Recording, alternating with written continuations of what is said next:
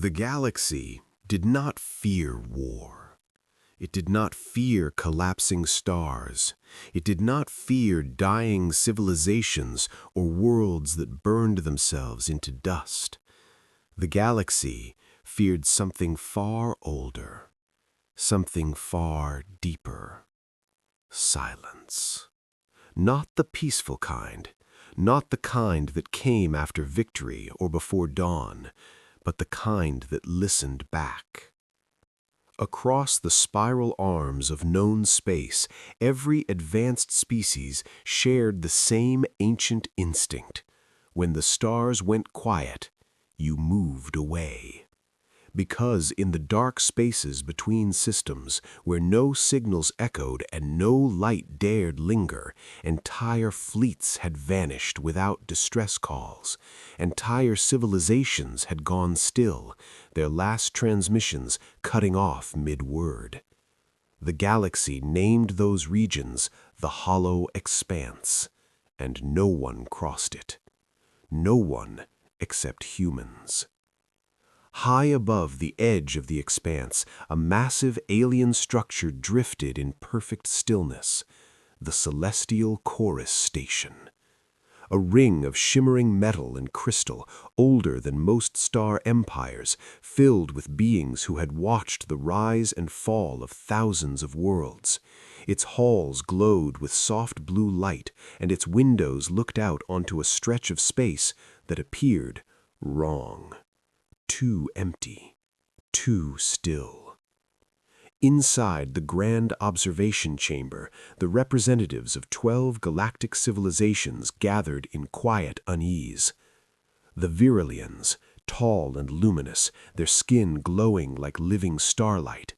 The Korthai, armored and massive, breathing through vents in their chests. The Salathi, thin shadows, eyes reflecting every star they had ever seen. And at the center of them all floated the archivist core, an ancient artificial mind that had cataloged the galaxy's history for over 1,000,000 cycles. Its voice rolled through the chamber like distant thunder. The human vessel has entered the Hollow Expanse. A ripple of discomfort spread through the room. One of the Korthai leaned forward, claws clicking against the floor. They are walking into a dead zone. No species survives there. A Virilian's light dimmed slightly. We warned them. We shared our records. Entire fleets vanished. Entire songs were lost. The archivist core displayed a hologram in the center of the room. A single, fragile-looking ship. Long and narrow, no glowing shields, no massive weapon arrays. Just a small exploration vessel with a name painted across its hull in simple white letters. The Salathi emissary tilted its head. Why do they call it that? The archivist paused. Because humans believe silence is not empty. They believe it is waiting. The galaxy never understood humans. They were small, soft-bodied, short-lived. Their ships weren't the fastest, their weapons weren't the strongest, but wherever the unknown existed, humans went first. They walked into radiation storms to rescue strangers. They mapped dying stars just to understand how they felt. They sent messages into deep space, not to be heard, but to say, we were here. The Korthai growled low in its chest. Curiosity will kill them. The archivist responded quietly. It always does, but with humans it also changes everything. Aboard the listener, the hum of the engines was low and steady. Captain Ilara Voss floated near the central viewport, staring into the black. There were no stars ahead, no light, just a vast ocean of darkness that swallowed even the idea of distance. Behind her, her crew moved with quiet purpose. Jonah Reyes, communications officer, fingers hovering over silent panels. Dr. Amara Chen, xenoscientist, eyes fixed on streams of meaningless data. Chief Engineer Malik Oren, hands resting on the console like he could physically steady the ship through touch alone. Jonah broke the silence first. Still nothing. No signals, no background radiation, no cosmic noise. It's like the universe just stopped breathing. Ilara nodded. That's why we're here. Malik frowned. With respect, Captain, every species in the galaxy says this place eats ships. Ilara finally turned from the window. Her face was calm, not fearless, just resolved. Every species in the galaxy runs from silence. We don't. Amara folded her arms. We listen. Hours passed. Then Jonah stiffened. Captain, I'm getting something. The others turned instantly. It's not a signal. It's not a wave. It's not even noise. Then what is it? Ilara asked. Jonah swallowed.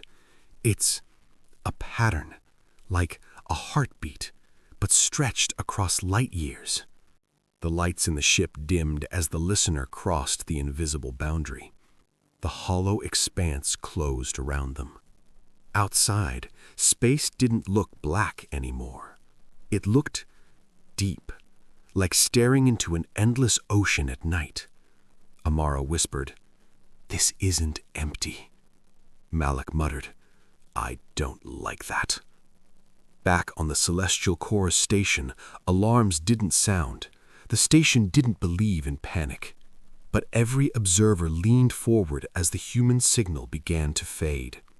The Archivist Corps spoke. They have entered the silent zone. A Virillian's glow flickered. This is where the others disappeared. The Salathi whispered, "This is where the galaxy learned fear." The Archivist displayed records. A golden armada gone in seconds. A peaceful envoy ship frozen mid-transmission. A generation vessel carrying millions reduced to nothing but drifting debris. No explosions, no enemies, just silence. "We call it the listening dark," the Archivist said, "because something in this region does not hunt, it does not attack, it waits." The Korthai slammed a fist into the floor. "Then the humans are already dead." The Archivist replied, "Or they are about to do what no one else ever tried." On the listener, Jonah's screen filled with strange repeating waves. "Captain, it's responding." Ilara stepped closer. "To what?" Jonah looked up. "To us breathing." The room went still. Amara whispered, "You're saying it's listening to our life signs?" Jonah nodded slowly. "Heartbeats, neural activity, even micro-movements." Malik backed away from the console. "That's not a place. That's a presence." Ilara closed her eyes for a moment. Then she made a choice no alien commander would ever make. "Open the channel." Malik stared. "There's nothing to send to." Ilara answered quietly, "Then we send ourselves." Jonah hesitated, then activated the broadcast. There was no language, no code, just sound. The soft, imperfect rhythm of a human heartbeat, the gentle inhale and exhale of human breath. A quiet voice, Ilara's, speaking into the dark. "We don't know what you are. We don't know why you listen, but we're not afraid of being heard." The ship trembled, not violently, like something shifting around them. Amara's voice shook. "Captain, space is changing." Outside the viewport, faint lights began to appear. Not stars, reflections, as if the dark itself was learning how to shine. On the Celestial Chorus station, the observers went silent. The human signal didn't vanish. It grew stronger. The Archivist Corps spoke, And for the first time in a million cycles, its voice carried something like awe. "They are not being erased," the Selethi whispered. "Then what is happening to them?" the archivist answered. "They are being answered." In a galaxy that feared the quiet, in a universe that ran from the dark, humanity did the unthinkable. They didn't fight the silence. They didn't flee from it. They listened back. The first thing the humans noticed was not light. It was depth. Space outside the listener no longer felt like an endless flat canvas of stars and void. It felt like standing at the edge of a vast, unseen ocean, where you couldn't tell how far down the darkness went, only that something beneath the surface was aware of you standing there. The faint reflections in the void grew stronger, not brighter, closer. Dr. Amara Chen pressed her hand against the viewport, her breath fogging the glass. "It's not space anymore," she whispered. "It's a presence." Malik Oren swallowed hard. That presence just wrapped itself around our ship. The hull didn't creak, the shields didn't flare, but every system on the listener registered something impossible, a pressure without force, a weight without gravity. Captain Ilara Voss steadied herself against the command rail. "Status?" Jonah Reyes's fingers trembled over the console. "All systems are stable, but, Captain, we're not moving." Ilara frowned. "Engines?" "Running at full output." Outside, the stars were gone. Not hidden, gone. The listener was suspended in a sea of living dark. On the celestial chorus station, the observers watched in growing dread. The human ship had stopped, not destroyed, not drifting, held. The Virelian emissary's glow dimmed to a soft, nervous shimmer. "This is how it begins. This is how it always begins." The Korthai folded its massive arms. "Then they are lost." The archivist core projected a slow-motion replay of ancient recordings. Other ships, other species, frozen, silenced, gone. The listening dark does not kill, it absorbs. The Selethi's voice was barely a whisper, and nothing ever returns. Back aboard the listener, Jonah's screen flickered wildly. "Captain, it's copying us." Ilara stepped closer. "Copying what?" "Our signals, our breathing, our heartbeats. It's replaying them back at us, but slower, deeper." The sound filled the ship, a low, stretched echo of their own lives, like the universe was learning to be human by listening to them. Amara's eyes widened. "It's not hunting us, it's studying us." Malik shook his head. "That's worse." Ilara raised a hand. "No, that's different." She moved to the center of the bridge and activated the ship-wide channel. "Everyone, stay calm. Whatever this is, it's responding to who we are, not what we have." The crew gathered closer together, drawn by something older than fear. Connection.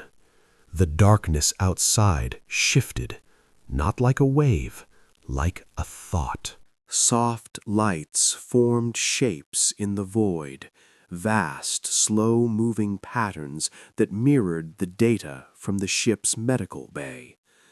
Jonah stared at the data. "It's mapping our minds," Amara whispered.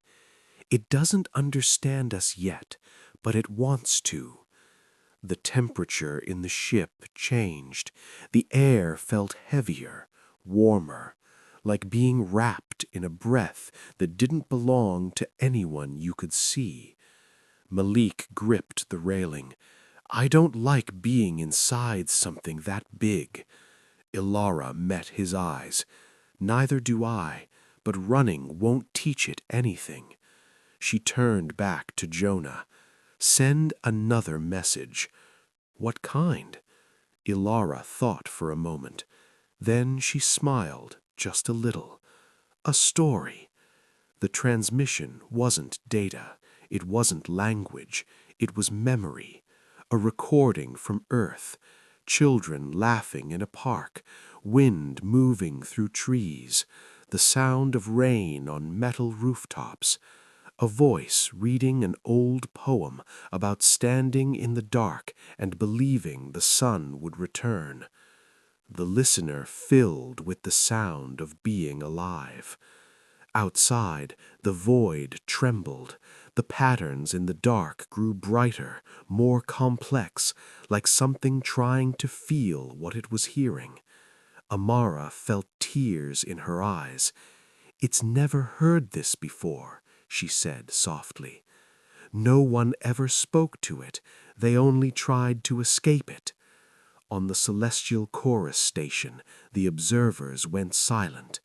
The human ship wasn't being consumed. It was being embraced. The archivist corps spoke, and its ancient logic faltered for the first time. The listening dark is not a threat. The Salathi whispered, "It's a witness." The Virillian's glow brightened in awe. "And humans are the first ones who ever noticed." Ilara turned to her crew. "We can leave." Malik blinked. "It's letting us?" "Yes," Amara said. "But if we go, it will be alone again." The ship was quiet. Jonah looked at Ilara. "Captain, what do we do?" Ilara took a deep breath. "We stay just a little longer." She turned back to the dark beyond the glass. "You don't have to listen alone anymore." The patterns outside the ship shimmered like stars being born. The galaxy had spent 1,000,000 years running from the silence. Humanity stayed long enough to discover something no one else ever dared to believe. The dark wasn't empty. It was waiting. The moment the listener powered its engines, the darkness moved, not to stop them, to follow them. Across the vast empty stretch of the hollow expanse, a soft glow trailed the human ship, like a shadow that had learned what it meant to belong to something. Jonah's screen filled with expanding waves of energy. "Captain, it's coming with us." Malik let out a breath he didn't realize he'd been holding. "Of course it is. We adopted the universe." Ilara didn't smile. She felt the weight of 1,000 unseen eyes watching from across the stars. On the celestial chorus station, alarms sang in a dozen alien tones. The projection chamber filled with frantic motion. "The entity is leaving the expanse. It's following the human vessel. Redirect all fleets." The Korthai commander slammed a massive claw against the floor. "We cannot allow that thing into civilized space." The Salathi's voice trembled. "What if it isn't a thing? What if it's a someone?" The archivist corps processed millions of possible futures, and for the first time in its endless existence, none of them felt certain. The listener crossed into a region of space marked by a glowing line of automated defense platforms, relics of ancient wars. The systems came alive, targeting arrays locked onto both the human ship and the trailing darkness. Malik cursed under his breath. "Those platforms don't ask questions." Jonah's voice tightened. "Weapons charging." Ilara stepped forward. "Power down our shields." Malik spun toward her. "Captain, that's suicide." "No," Ilara said quietly. "It's trust." The shields fell. The weapons hesitated. Outside, the darkness drifted closer, wrapping gently around the listener like a vast, unseen wing. The defense platforms powered down. Amara stared at the readings. "It shielded us." Word spread through the galaxy faster than light ever could. A human ship had crossed a forbidden border, and the listening dark had stood between them and annihilation. The Virillian emissary's glow pulsed wildly. "The silence chose them." The Korthai growled. "Then we may have just lost the most powerful weapon in the universe." The Archivist Corps corrected them, or gained the first guardian it ever had. Far from the expanse, on a quiet human colony orbiting a pale blue star, the sky tore open. A rogue alien fleet, pirates, scavengers, survivors of forgotten wars, dropped out of hyperspace. Colony alarms screamed, families ran for shelter, defense cannons charged, outnumbered and underpowered. Back aboard the listener, Jonah's console flashed red. "Captain, it's Earth space, a colony world. They're under attack." Ilar didn't hesitate. "Plot a course." Malik glanced at the dark outside the viewport. "And our friend?" Amara whispered. "It's already moving." The listener arrived in orbit as the first alien ships opened fire. Light streaked through space. Explosions rippled across the colony's thin defense line. The human crew watched helplessly. Then the darkness surged forward, not as a wave, as a wall. The alien weapons vanished into the void, not destroyed, but swallowed by a depth that had no bottom. The attacking fleet slowed, their ships drifted, trapped in a sea of stillness. On the colony below, people looked up at the sky and saw the stars go quiet. Ilara's voice shook. "It's not hurting them." Amara checked the readings. "It's holding them, like you hold someone who's panicking." The pirate fleet's transmissions spilled into open channels. Fear, confusion, awe. "What is this thing? We can't move. It's everywhere." Ilara leaned into the mic. "This is a human colony. You don't need to die here. You just need to leave." The darkness shifted. A path opened. One by one, the alien ships fled. The silence let them go. On the Celestial Chorus Station, no one spoke. The Korthai commander lowered his head. "It could have ended them." The Salathi whispered. "It chose mercy." The Archivist Corps updated a million-year-old definition. Back aboard the listener, Malik exhaled. "We just stopped a war without firing a shot." Amara looked at the glowing darkness. It didn't stop it. Then what did it do? It showed them they didn't have to fight. Ilara rested her hand on the glass again. "You're learning," she said softly. The silence pulsed. Not like loneliness this time. Like understanding. Messages poured in from alien worlds. Requests. Questions. Invitations. They wanted to meet the humans who had befriended the void. They wanted to understand the species that listened when the universe whispered. The Varelian emissary spoke for many. Perhaps we should stop running from the dark and start asking what it's been trying to tell us. Ilara gathered her crew. "We didn't set out to change the galaxy." Jonah smiled faintly. "We just wanted to hear what it sounded like when nothing was talking." Malik chuckled. Turns out the universe had a lot to say. Amara looked out at the glowing patterns drifting beside them. And it was waiting for someone who would listen. The galaxy had always believed power was something you took. Humanity showed them it could also be something you shared. It didn't begin with a declaration. It began with a single ship. A small silver Salathi vessel slipped out of hyperspace near the edge of the hollow expanse. It kept its distance, its lights dim, its weapons silent. Then another arrived. A Korthai cruiser, massive and scarred from wars that had shaped entire star systems. Then a Varelian light craft, glowing like a living ember against the dark. They didn't come as a fleet. They came as visitors. Across the galaxy, a message spread without command or threat. The humans are there, and the silence is listening. The listener hovered at the center of a widening ring of ships. Different shapes, different colors, different histories, all of them facing the same vast, glowing presence drifting in the void. Inside the human ship, the bridge was quiet. Amara broke the silence first. "I never thought I'd see this many species in one place without someone pointing a weapon." Malik smirked. "Give it time." Ilara shook her head gently. "No, I don't think they came here to fight." Outside, the silence moved, not toward any one ship, but toward all of them. The patterns in its form shifted and spread like starlight reflected on water.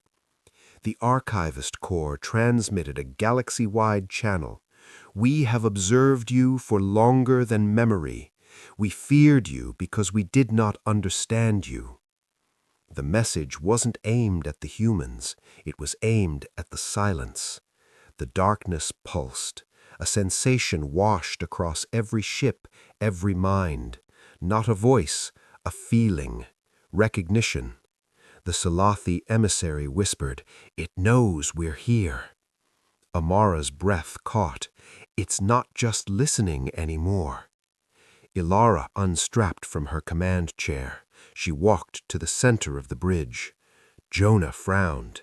"Captain, what are you doing?" She activated the external channel. Her voice carried into the void, into every ship, into the silence itself. "You've listened to us. You've protected us. You've shown us what the dark can be." She paused. Her voice softened. "We don't know what you are, but we know what it feels like to be alone." The galaxy waited. The silence shifted. The stars behind it dimmed, then brightened, like something breathing in and out for the first time in eternity. Every screen on every ship flickered, not with images, with memories. A supernova blooming into existence, a planet cooling for the first time, the first spark of life beneath an ancient ocean. The silence wasn't showing them what it was showing them what it had seen.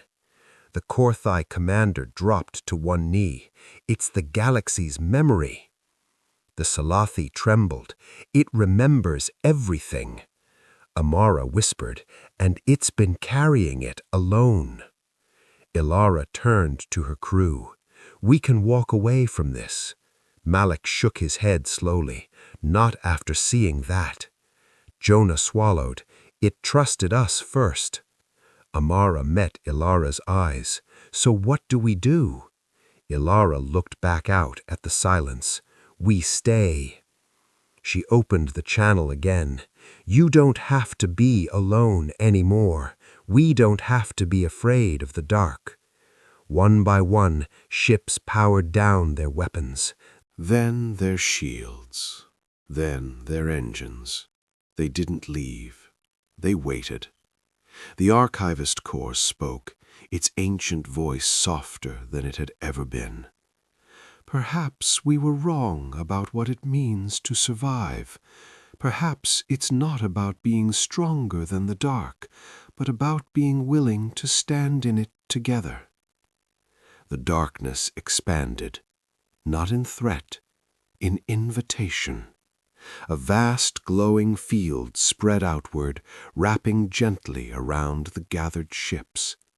The crews didn't feel trapped. They felt held. Amara laughed through tears. "It's not empty space." "Then what is it?" Malik asked. She searched for the right word. "It's home." The message spread across the stars. Humans weren't conquerors. They weren't the strongest. They weren't the oldest. They were the ones who stayed when everyone else ran. Worlds began sending their own ships to the edge of the expanse, not to study, not to fight, to listen. And humanity stood at the center of it all, not as rulers, but as guides. Years later, children on distant planets would learn the story, not about a war, not about a battle, but about a small human ship that entered the darkest place in the galaxy and decided the silence deserved a voice. They would look up at their night skies and wonder if the dark wasn't something to fear, if it was something to understand. Ilara stood at the viewport one final time. The silence drifted beside the ship, glowing softly against the stars. Amara joined her. "Do you think it knows what it become?" Ilara smiled. "I think it always did. It just needed someone to notice." Malik leaned back in his chair. "Trust humans to make friends with the universe itself." Jonah laughed quietly. "At least now we won't be alone out here." Ilara rested her hand on the glass. "We never were." And for the first time, the galaxy understood what it truly meant to be human. If this story moved you, subscribe for more human stories from the stars.